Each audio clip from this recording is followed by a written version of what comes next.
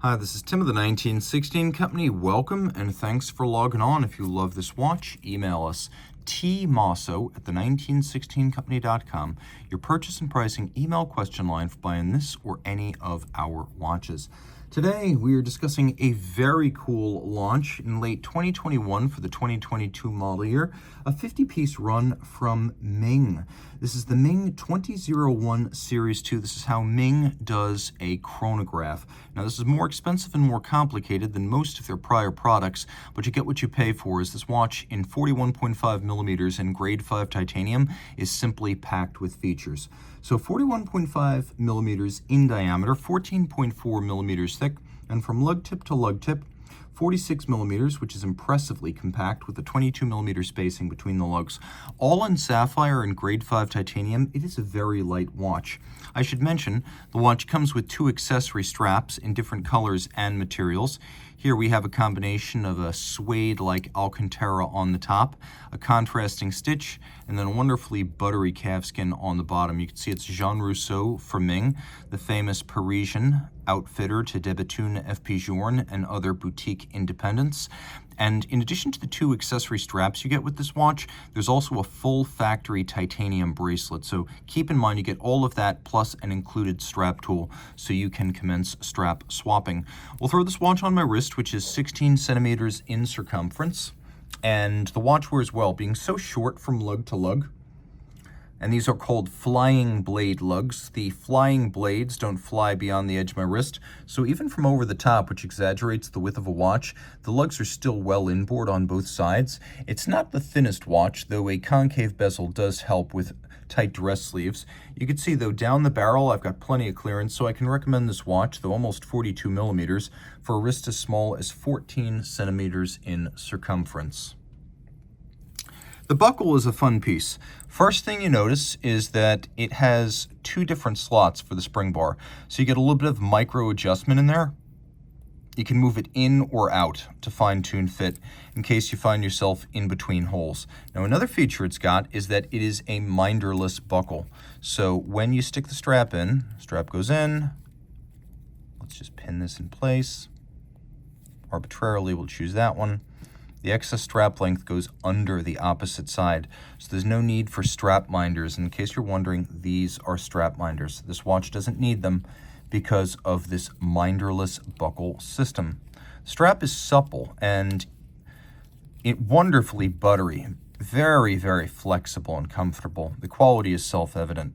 The case features these flying blade lugs, which are evacuated almost like flying buttresses on a Gothic cathedral. A couple of different finishes on the grade 5 tie. You can see we have polish, we have a matte finished mid-case, matte finished chronograph pusher, at least within its internal. The edges of the case and edges of the lugs are satin brushed.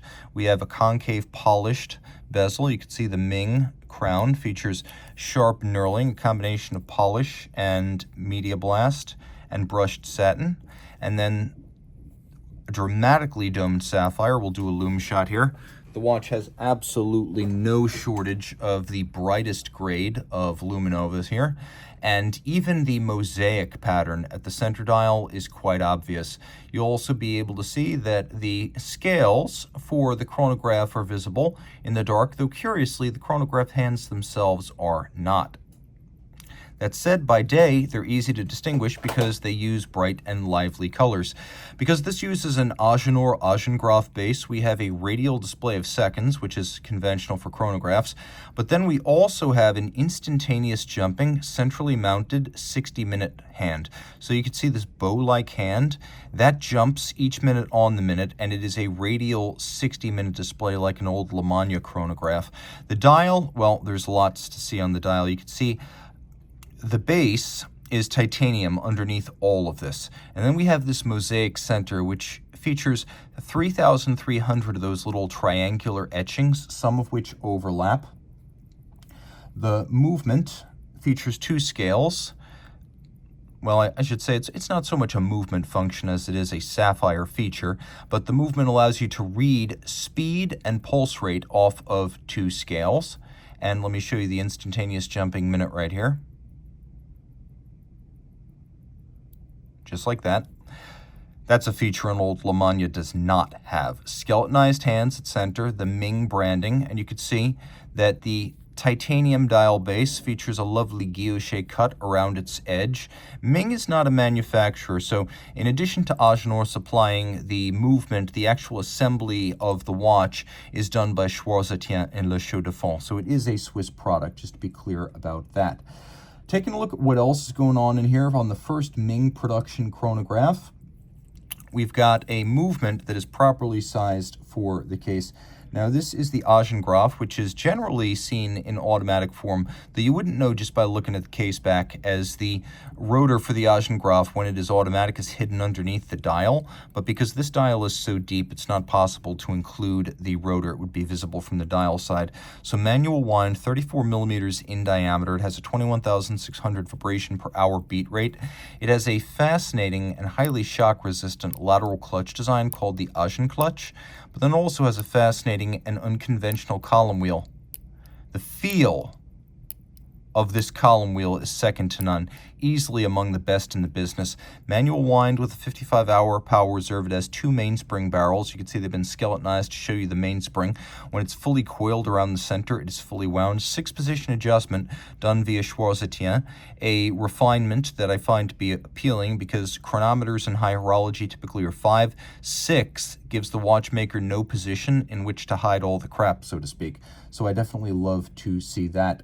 The watch is called, well, I should say the movement is called the Agengraph 6361 M1. You've probably seen the 6362, which is the automatic version. The combination of the lateral clutch and the column wheel, very upscale and very traditional. A really, really cool watch. And again, the column wheel feel and sound is exactly what you would expect from Ming. Taking a quick look at the bottom, you can see 20.01 Series 2. You can see the Agengraph caliber reference on the back. Ming, a combination of a bear and a fish, though this is not strictly speaking aquatic water resistance. It's a push-down crown with a 50-meter water resistance. And while the Agengraph is quite sophisticated, you can see it does not actually have a hacking seconds function. It's probably its only technical shortcoming. Finish is attractive. You can see a nickel anthracite coating with the chronograph components, featuring beveling on their sides and satination on their tops. Screw heads are black polished, wheels are satinated. It is a good-looking movement. I would say it is at or above the level of finish that you would get on something like an Audemars Piguet 4401 chronograph, and that's very high praise, given that Audemars Piguet has a massive head start of over a century, and Ming only a few years. If you love this watch, reach out to Team Mosso at the1916company.com for purchase and pricing details. Hang on, I'm back. I thought of two other things you'd probably want to know. First, if you look at the base of the dial, you can see that there's a scale against which you can read the time. That is in high ceram, which is a infill of a liquid curing ceramic-based material. And then another note about the Agengraph, it features dynamometric barrels, so though you wind it manually, you cannot overwind it. Hey, every detail matters on a watch like this. Reach out to Team Mosso at the1916company.com.